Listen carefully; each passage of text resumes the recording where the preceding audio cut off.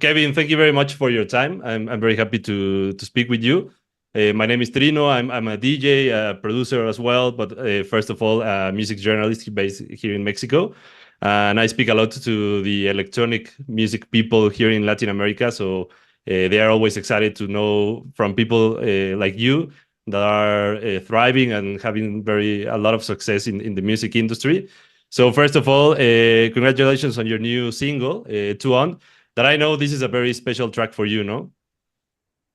Yeah, I mean, it's one of my favorite songs, and it took me a while to find the right vocalist to record it. And yeah, when I found Nyla, and when I started working with her, I just thought she would be perfect for it, and turns out she was. So yeah, I was really happy to get this. I've had this idea for like 3 years now that I've wanted to do this, and just searching for the right person. So yeah.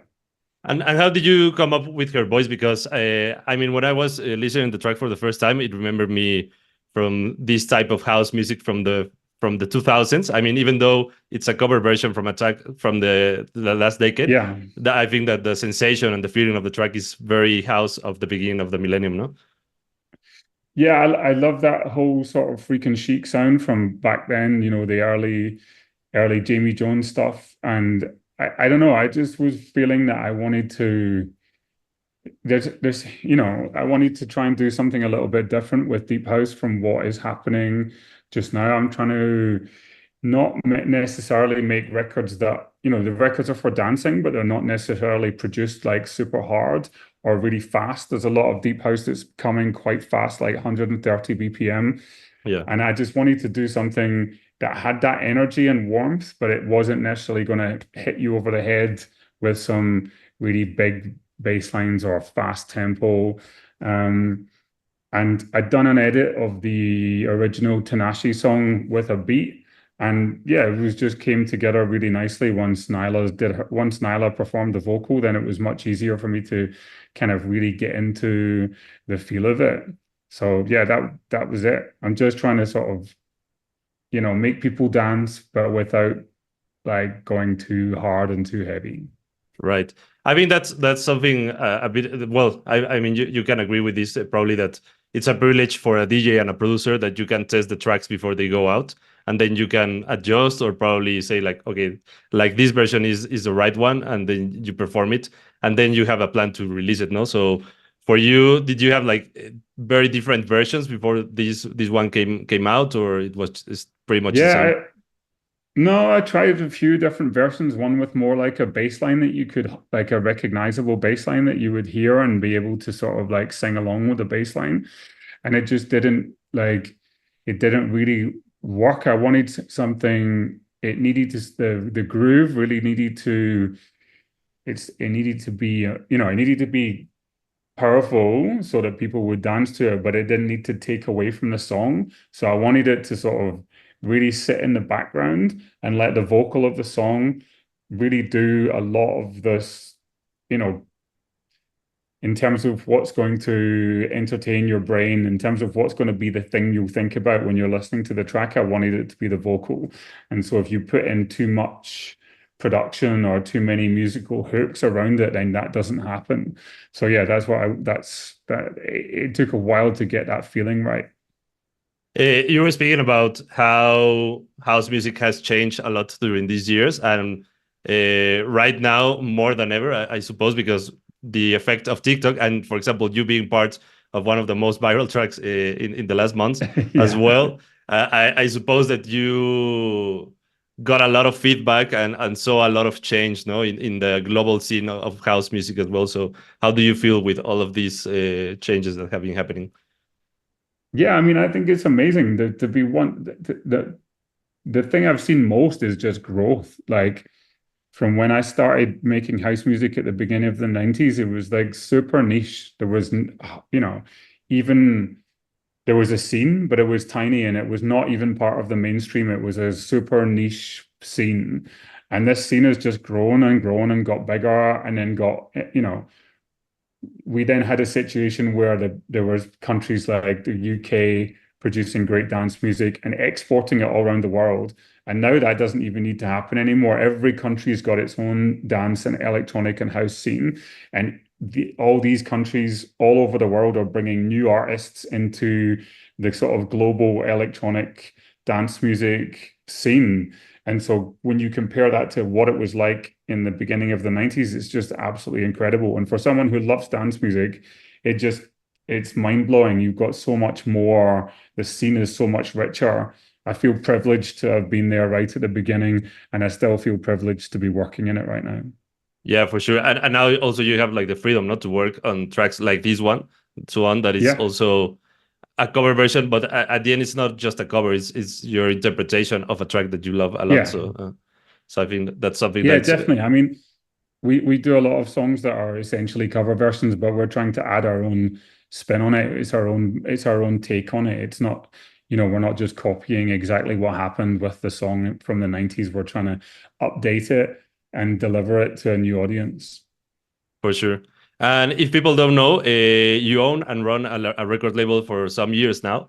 So what has been some of the best things that you have learned during the process of building your record label? Oh, wow. So I don't really, I mean, that's a very tough question. What's the best things I've learned? The music industry is a difficult place filled with amazing, talented people, but also some really like difficult sharks that you have to avoid. So I think the best thing I learned is to really trust your instincts when it comes to working with people, because there are a lot of people in the music business for the wrong reasons. And so you just have, it's a tough place to navigate.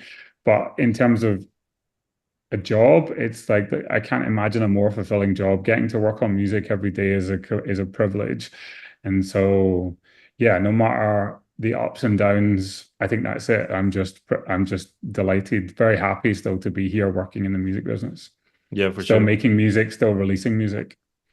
And also, I wanted to ask you, because I speak to a lot of new up-and-coming DJs and producers here in Latin America, and they're always looking for a hack, or some things that, what can they do? Or, I mean, their dream is what you just recently did, making a viral song and having all the charts and being all over the place. But, I mean, it's not an easy job. You yourself have been working in the industry for more than 30 years, I think. And what do you think could be something that they can stick on as an advice? Like, I don't know, how can they? Well, I think the best advice, or the only advice I can really give people, is that the best thing is to be themselves.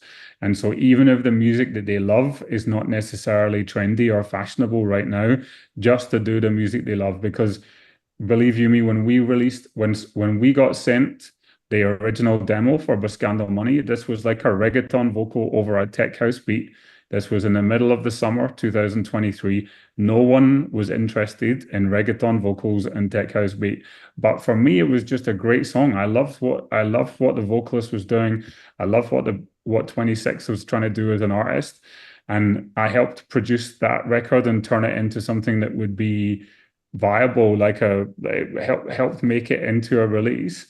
And when it came out, it didn't really do anything. It had a little bit of interest. We had some DJs who were playing maybe more Latin shows playing this record. Someone like Clooney, I think, and Gorgon City played it in EDX in Mexico, but really not that many DJs playing it. And then 6 months later, people started to discover the song. So really, and we wouldn't have, if we'd just been thinking about what was commercial, we probably wouldn't have done it. But because we were just thinking about, look, is this a good song? Should we do it? We love it. Yeah, let's do it. And there, 6 months later comes the viral success. So yeah, if you are always trying to copy or think about doing what's cool and trendy, you might get success, but it won't make you as happy as if you do what you love and you get success from that.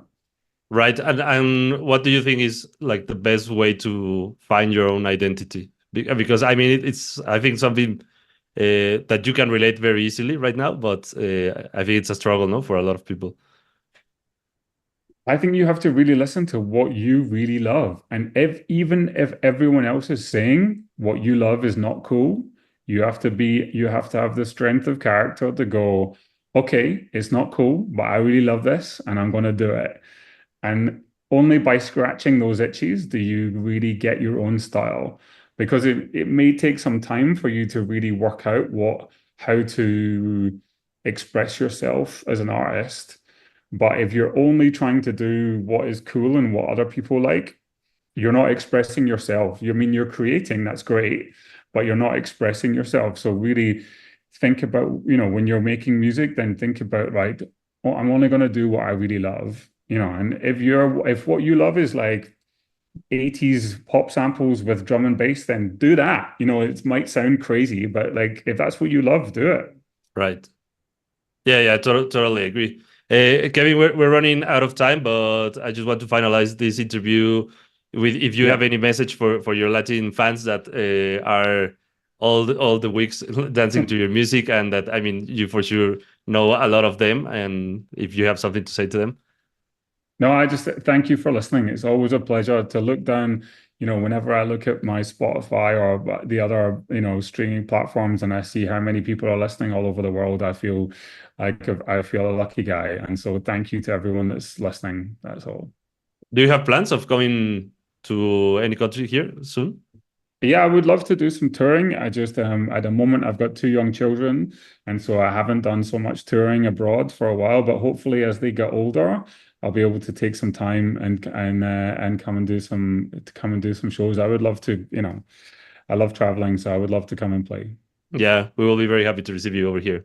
Thank you. Thank you very much, Kevin, and congratulations on the track. And I invite the people to listen to Cheers. your Thanks, music. Trino. It's a Thanks, pleasure to speak to you.